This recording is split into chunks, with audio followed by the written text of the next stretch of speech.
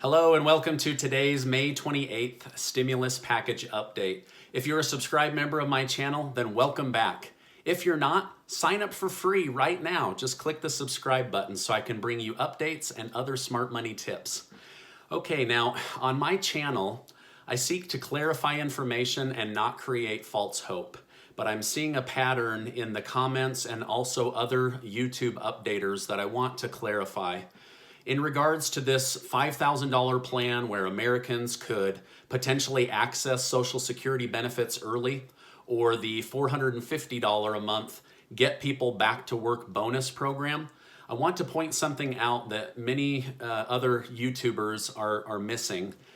Just because these other plans are being discussed doesn't mean that the HEROES Act that pays most people $1,200 if they make under $150,000 as a couple or $75,000 as a single filer, it does not mean that that one is off the table. So just because these are being discussed doesn't mean that this is off the table. I hope that makes sense. I think that some people have started to think that the Senate has completely thrown out the HEROES Act, and that's not true.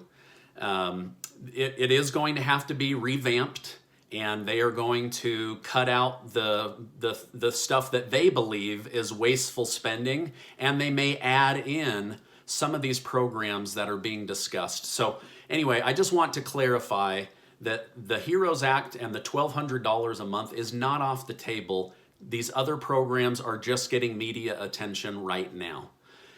We live in a unique time when many of us are watching politicians closely for maybe the first time.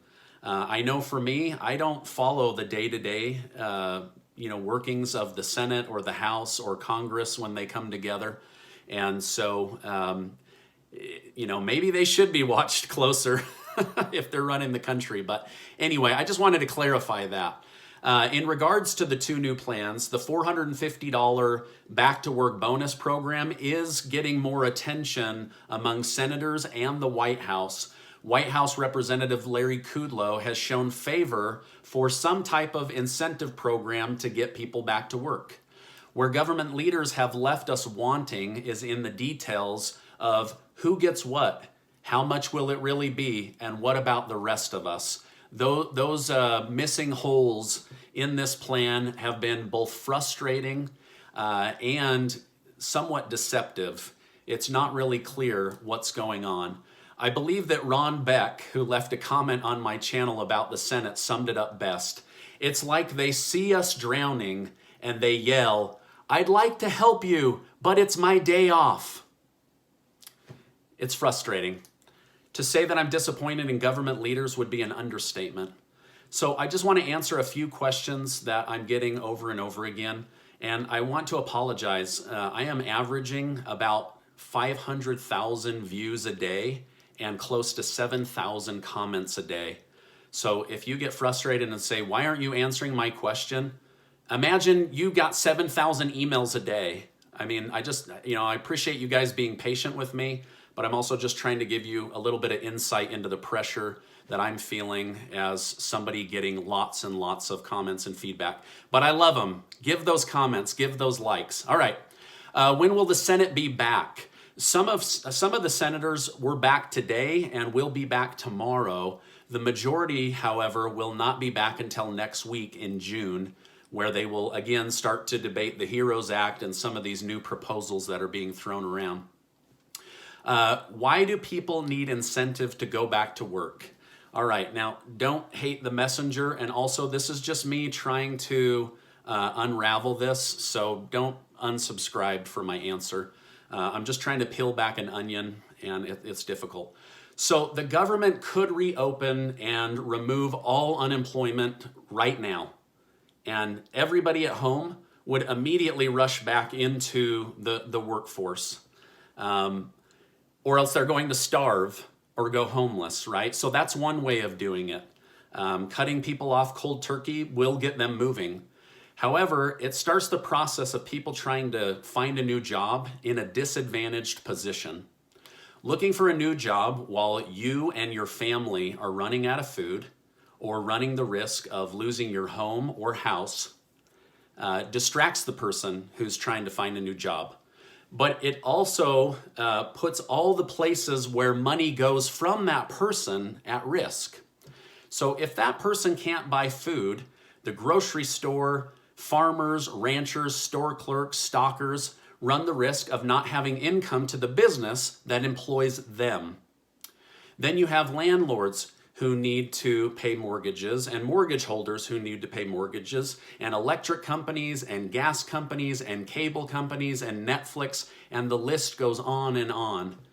Giving someone money to look for a job prevents that person and all the people behind that person from defaulting. By not defaulting and still having money to spend, that money makes its way through the economy to you and to me that are still employed. So they end up being a vehicle for spreading money into the economy. The truth is, we're now all interconnected, but we're only as strong as our weakest link. So if we put 40 million people at a disadvantage, we run the risk of breaking or damaging the rest of the chain. Now, keep in mind, the 40 million people that are on unemployment right now, the majority of them have never been on unemployment before, and the majority of them did not want to be on unemployment. So it's a tough situation, and I know that it's unfair, and I know that it seems unbalanced. The people that lost their jobs, it felt unfair to them. Those that have to keep their job and feel like they're risking their life, it's unfair to them. So, but I hope that makes sense. So they could very easily rip the rug out from somebody and then say, get up, figure it out.